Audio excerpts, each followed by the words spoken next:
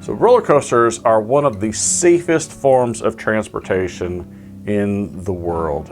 Next to like airplanes and stuff like that, they are safe. It's rare that we hear about a roller coaster accident, and it's usually caused by something that somebody did that was inherently stupid or something of that nature. But the reason for that is that so many precautions are taken for safety. So when we start designing our roller coaster, I've come up with this list of things. This is based off of a list that Paul Gregg made. So this list of safety items is intended to be a starting point for making your roller coaster as safe as possible. One thing that's not on the list is how big our coaster should be. I will say that, I'm very comfortable with my 8-foot height. I may go up to 12, but I don't think I'd go past 16 and definitely not past 20.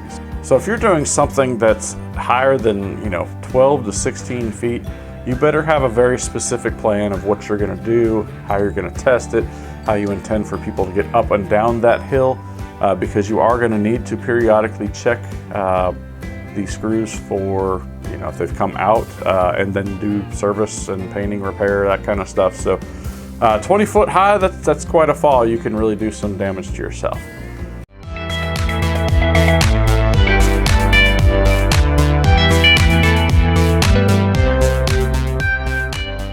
Hey, if you like what you see so far, please be sure to smash that like button and subscribe and click that notification bell so I can annoy you at least once a week. So the first thing on the list is no unauthorized use. All right, this is very important. We don't want people just randomly riding our roller coaster without our knowledge, even if it's on our property. All right, bad things can happen there. People get hurt, and then that could be lawsuits, whatever. So what I would recommend is tying up the cart to the tracks. Is what I've done here. I have a bicycle chain here that's attached to the rail ties, and then I have a combination on it. If you want to come ride it, the combination is, I'm not going to tell you, come on, that's hilarious. You can also store this off-site if you want it, store it in the house or something like that. My cart weighs 70 pounds, so I'm not going to store that every time. Plus I'd have to disassemble some cotter pins and stuff like that. So really don't want to do it. So I'm going to lock mine to the cart. Now I have a couple people that do have, I've authorized to use the ride. And they know that as long as the padlock's on there, they can come use it. But I also have a keyed lock that I have the only key for. And if that's on there, they know that there's something wrong with the ride and it cannot be used. The next thing is adult supervision is required. All right, for the kids, definitely want an adult. If I'm riding it, an adult is gonna have to be present just to pull me up the hill. So that's just one thing that you need to plan on, just to make sure you got a grown-up set of eyes on the coaster at all times. Seat belts. All right, so when I initially started my Black Widow project, I had 2 seat belts, one across your lap and then one across your chest, and that was to keep you upright and in the cart. What I didn't realize was, since I do a lot of negative G hills, your legs fly up in the air, so we ended up adding a 3rd one across your legs. With seat belts, you really need to have them mounted directly to the cart frame. For all 3 of my seat belts, I have a thin bracket with a hole in it that I bolt through using a 1/2-inch bolt. That bolt is not going anywhere. And that'll probably long outlast the cart and the seat belts themselves. So make sure it's either through something metal or firmly attached to the coaster cart itself. Every roller coaster on Earth has a sign that says, keep your hands and arms inside the car at all times. But nobody does, they all stick their hands up. Now I'm not smart enough to stick my hands out to the side, or dumb enough. And I think I would hit a lot more things if I stuck my hands out to the side of the cart. But sticking your hands up, so as you're riding and as you're designing, plan on that. People are gonna stick their hands up. All right, but what we don't want them to have happen is they touch the wheels, they touch the track, they get their fingers pinched in some moving mechanism there. So as you're designing things, think about how you can minimize that occurring. So maybe it's like runner boards right over the tracks, and you got covers over the wheels. You can do that. A lot of times it just feels so unnatural to, like, you know, you may have to bend back too far to get to the wheels, and maybe that's a limitation. Although people are going to be flinging their arms and legs around, so pay special attention to this as you're designing a roller coaster. All right, having a perimeter fence is important. If you've got a fence around your whole yard, great. But you may want to consider putting some additional perimeters up around just right where the roller coaster is, so that people that are, you know, about to ride or on the ride are, you know, they can't unknowingly cross a perimeter and become, you know, a roller coaster victim, get their hands pinched off as the cart goes around, or worse. So have a perimeter fence, and you can even just have some caution tape that you just drape around trees or you know, some area there. So on the Black Widow, I really didn't factor in the perimeter fence into the design. I thought I'd just wrap some caution tape around it. But at this point, it's kind of like almost entirely useless. So the Black Widow is an oval-shaped course, and you actually have to get in from the inside of the oval. So at some point, you have to cross over the tracks to get in. Not the best idea, right? So when I designed this, I should have put the station on the opposite side so that I could more closely control who is and who isn't in the path of the roller coaster. Now, luckily this coaster is small, so that right before the person goes over the top, I can do a quick check and make sure that everybody is clear of the tracks as they go through. With that being said, I still recommend having a perimeter fence and designing your station location to be advantageous for safety here. So unless you have a launch coaster or an out and back coaster, you need to have some anti-rollback devices on your lift hills. As the coaster goes through the complete loop, going over the lift hill and then doing whatever it does and coming back to the station, you don't want your cart rolling down the lift station. So in the case of the Black Widow, it's using a rope and pulley system to pull the cart to the top. However, if I let go of the rope, I don't want the operator sliding back down the hill. So the anti-rollback system comes into play.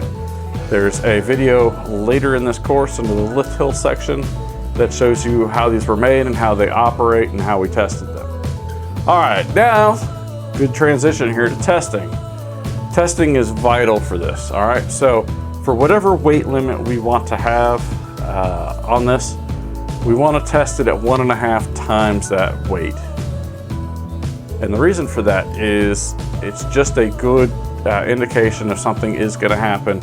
It'll speed up that process quicker. So if we want a 40-pound rider, we need to test at 60 pounds. If we want an 80-pound rider, we need to test at 120 pounds. When I get on it, 220 pounds here, I'm going to need to test it at 330 pounds. I'm only 60 pounds away. So that's what we're going to do. And we want to run this at least 3 times. The first time, it's going to kind of loosen everything up. And the second and third time will tell us if we have structural issues. You may want to do more than 3. 3 is, I would say, the absolute minimum of what you want to do. Paul Gregg recommends 10 times. So I'm not going to say no to that. You know, we can make these things as safe as we need to and as safe as possible. So at minimum 1.5 times the rated load in the cart and 3 trials. So I also have 2 recommended safety guidelines. The first being loading at ground level. I wanted this for the Black Widow, but I can see there's a lot of cases where this just isn't practical, and it may actually be less safe.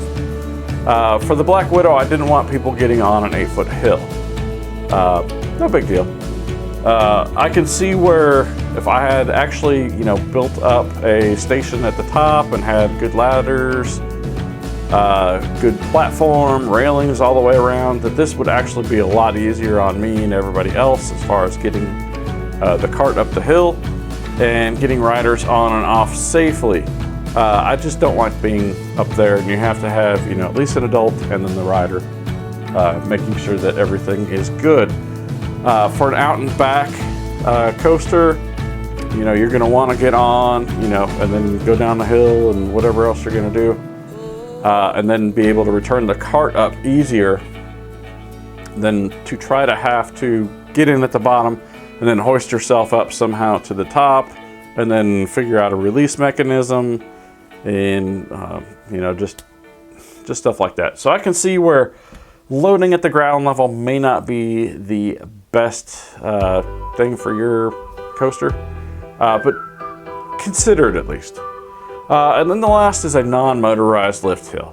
I like the non-motorized lift hill for a couple different reasons. First of all, it's cheaper, but also it insists that you have adult supervision. If you have to have somebody pushing you up this hill, a 100-pound kid probably can't be pulled up by a 60-pound kid. So the kids aren't going to be into it just by themselves. So you'll have some adult supervision required just inherently from that design. Like I said, cost, and then there's just the mechanism of it. You have to guard against a lot more things. If you're thinking about a chain drive, man, that's a lot of money in chain, but you also add a lot more pinch points, so you have to guard against those. You don't want little fingers getting into the chains there. So this list is by no means exhaustive, and every roller coaster is different. So as you're designing and building your roller coaster, ask yourself, where can people get their fingers pinched? How can I better protect this? Am I doing all I need to keep the cart on the tracks? So this is definitely one area of the project where you need to challenge yourself to see if there's other things that you can think of that need to be in this list that aren't. All right, go ahead and build yourself a safe coaster. Hey dads out there, are you tired of being the second favorite parent in your household? Why don't you change that by building a super awesome roller coaster with them? Hey, listen, building a roller coaster with your kids is a great way to go ahead and just teach them about hard work, about planning out and doing something, about building, and it's a bonding time that you will remember for the rest of your life. All right, so hey, go to www.mentoredengineer.com/rollercoaster and get building a roller coaster with your kids so you can get screams of delight just like this one.